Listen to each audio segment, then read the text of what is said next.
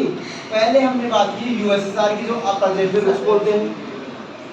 उसके बाद हम किसकी बात कर रहे हैं? बाद में आपका यूनाइटेड स्टेट था, अमेरिका, तो वो सिलेबस से आपके हट गया है।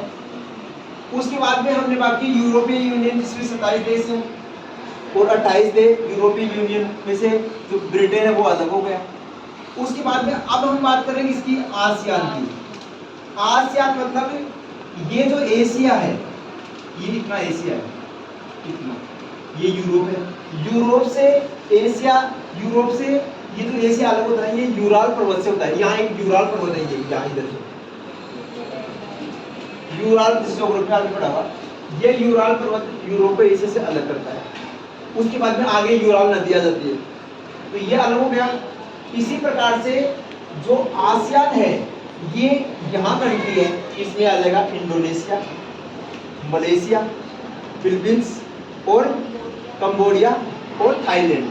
ये 5 कंट्री एक जगह हुए और उन्हें आगे हम क्या करेंगे, जैसे क्या कर रहा है, जैसे यूरोपीय यूनियन काम कर रहा है ना, वैसे हम भी करेंगे एक साथ मिलकर। ये 5 कंट्री है। उसके बाद क्या है, इसके साथ में आ गई म्यांमार, लाओस, वियतनाम और ब्रुनेई, और साथ में पूरी तिमोर भी इसका 11 सदस्य बन गया प्रेजेंट में। अभी लास्ट साल लास्ट ईयर बना है। अब ये जो कंट्री है, हम इनको क्यों पढ़ रहे हैं, ये भी इम्पोर्टेंट है। हम इनको इसलिए पढ़ रहे हैं ताकि हमें ये पता हो कि भारत के अलावा दुनिया में, चाहे वो यूरोप हो, चाहे वो एशिया हो, चाहे वो अमेरिका हो, चाहे वो दक्षिण अमेरिका हो, इनमें राजनीति कैसे चल रही है, राजनीति का स्तर में क्या है, समसामयिक विश्व राजनीति में जो हम पढ़ रहे हैं ना, वो इन सारे कंट्री के बारे में देखने का प्रयास कर रहे हैं। अब जैसे इनकी अर्थव्यवस्था हुई ना, वैसे ही हमारी अर्थव्यवस्था हुई।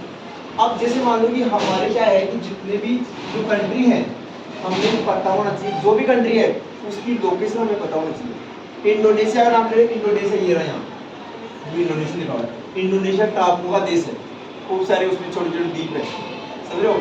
इसी प्रकार से ये जितने भी कंट्री, कौन सा कंट्री कहाँ है, पोलैंड कहाँ है, ब्रिटेन कहाँ है, अमेरिका, इसका हमें मैप में पता होना चाहिए। अगर ये हमारा जो माइंड है ना, ये इमेज में सोचता है, हमारा माइंड इमेज में सोचता है। इसलिए हमें क्या करना चाहिए, इसलिए हमें जितनी भी कोई भी कंट्री उसको आसपास मैप में देखना चाहिए। मैप में देखने से आपको फिक्स हो जाएगा, हाँ भाई ये है कि इंडोनेशिया यहाँ है। तो तुरंत आपने, जैसे ही आपने इंडोनेशिया आपके माइंड में आया, तुरंत आपको माइंड मैप हो जाएगा। ये सारा माइंड मैप कर लो आप।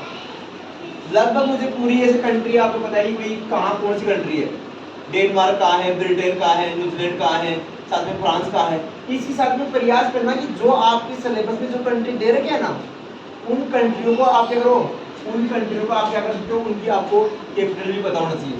ये जर्मनी है तो उसकी बर्लिन है, ठीक है, साथ में ब्रिटेन है तो उसकी लंदन है, अमेरिका है तो न्यूयॉर्क है, वॉशिंगटन डीसी है। ये क्या है, ये सारी चीजें हमें मैप में देखनी पड़ेगी। अगर मैप में नहीं देख रहे, अब किताब में क्या छोटा मैप है, तो इतना पूरा जब तक आप नहीं देखेंगे ना पूरा मैप, तब तक हमारे क्या होगा, हमारी ये चीजें समझ नहीं आएगा। हमें पता होना चाहिए कि कौन सी लोकेशन कहाँ है। हमने अमेरिका बार बार पढ़ा और मैप में पता ही नहीं है, कोई बच्चा पूछ लेगा कि अमेरिका कहाँ है, आपको नहीं पता, तो ये क्या होगा, ये सारी चीजें हमें तय करने को मिलेगी। समझ आ गया आपको? तो ये तो